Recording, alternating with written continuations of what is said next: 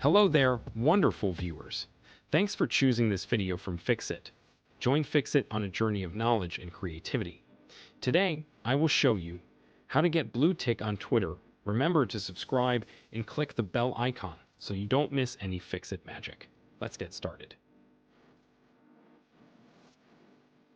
First of all, open Twitter app.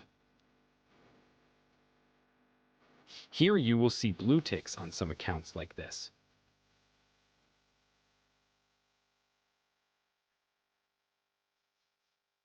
Now tap on the profile icon. Here you will see Premium. Tap on it.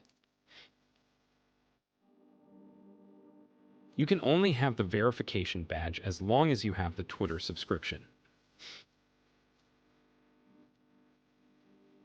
Here you will see subscription plans of Twitter. Choose the one that is suitable for you. Make sure you enter your payment details and you will be able to successfully subscribe to Twitter Blue Tick.